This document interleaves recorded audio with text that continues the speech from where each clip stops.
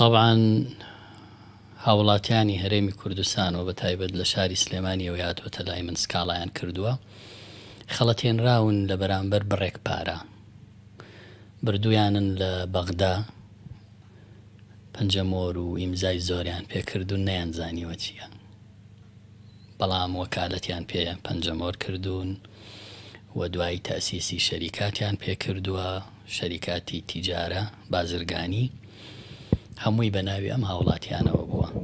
دواتر چۆن کڕین و فرۆشتنیان بەم کۆمپانیانەوە کردووە. یەکێک کە ویستێتی پارە سپیکاتەوە دۆلار بەرێتە دەرەوە و کاری نایاسایی بکە، ئەم کۆمپانیانیان پێفرۆشتووە.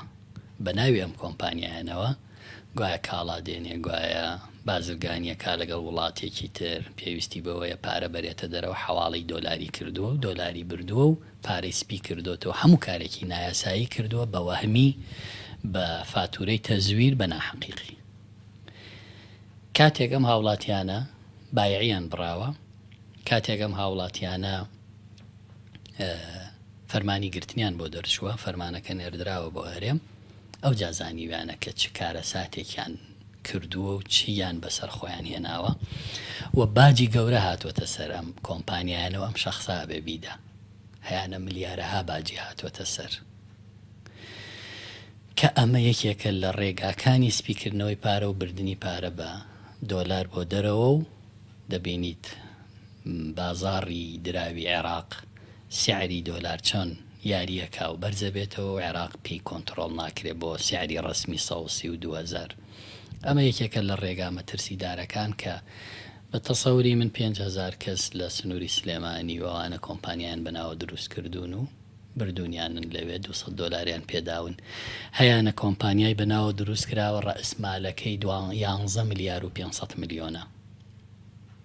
هەیەە کۆمپانیای بەناوەیە ڕەئسمالەکەی 1 ملیارە، هەر سەهمێکیشی کە 1 ملیار سەهمە فرۆشراوە بە ملیۆنێک. ئێستا ئەمانە کە خۆشبەختانە پێیان زانیوە و توانیومانە دۆسیەکانیان وا لێ بکەین وەک سکاڵا کار بن لەسەر ئەم کارە نایاساییە، ئەگەرنا وەکو تاوانبار، وەکو کاری نایاسایی، وەکو پێنەدانی باج، وەکو هەموو ئەوانەی تر دەگیرێن و وەکۆڵە قڕ بەسەریانە چێ.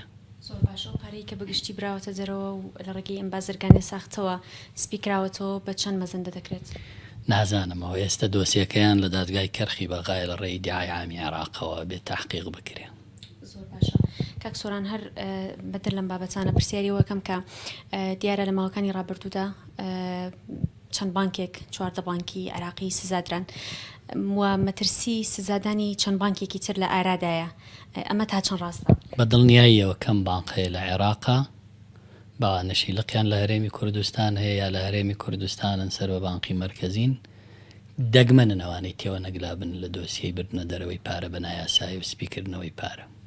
ئەمە مەترسی دروستەکە لەسەر چارەنووسی عێراقکە وەک هەمان چارەنووسی تورکیا و ئێرانی بێت؟ کۆمەڵێک کات و ماوەیە دانراوە بۆەوەی کە عێراق ئەو ڕێکارانە بگرێتە بەر بەمانە بگرێ.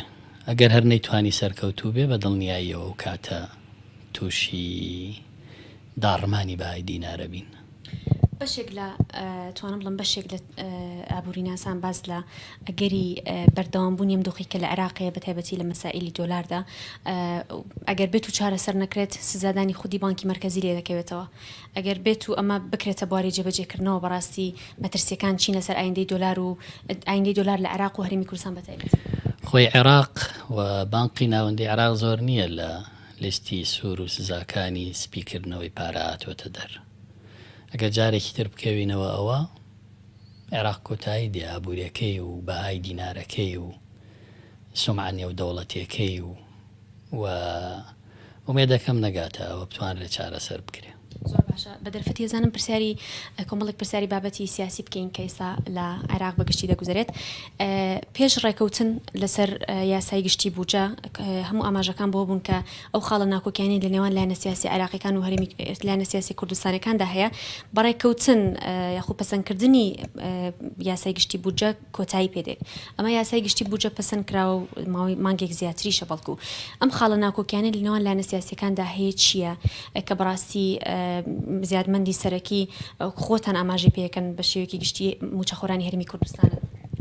خۆی کاتێک یاسای بووجە چێتە بواری جێبەجێکردن ئەو داخوازیانەی لە یاساکە جێگیر کراوە لەسەر هەرێمی کوردستانە دەبێت جێبەجێ بکە، دەبێت پاکتاوی 6 مانگ بکە، پاکتاوی 2004 تا 2022 بکە و ئێمە 10 ساڵە لە عێراقدا بڕاوین، هیچ پەیوەندیەکی ئاگایی و فەرمی لە نێوان هەرێم و بەغدا بۆ بە ئاگابوون لە داهاتی ناوخۆ داهاتە ئیتیحادیەکان دەواازە سنوورەکان نەماوە.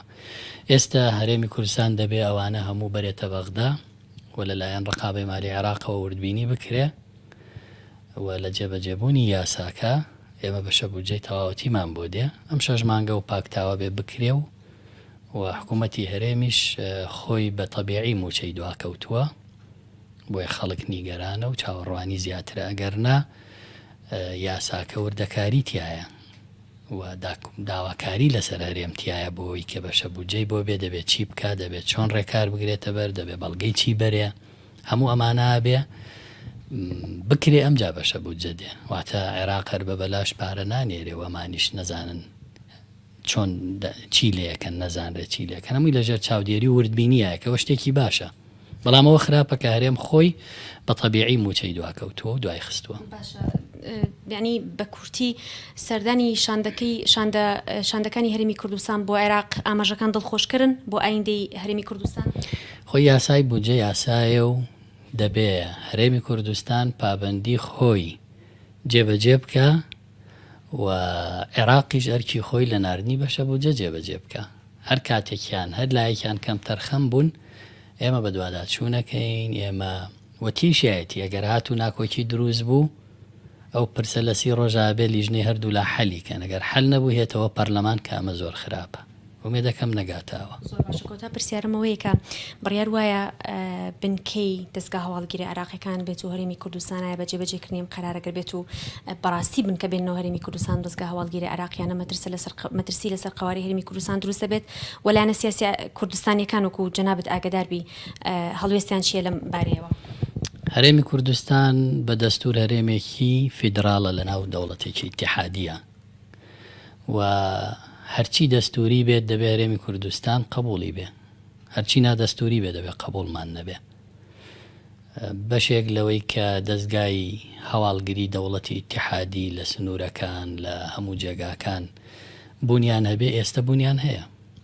ئێستا دەستگای هەواڵگری عێراق لە هەموو دەواازە سنووریەکان هەیە و لەگەڵ حکوومەتی هەرێم و دەستگا هەواڵگریەکانی هەرێم پێکەوەن، بەڵام بە شێوەیەکی تر بێنەوە من ڕەنگە ئاگام لە وردەکاریە نەبێ.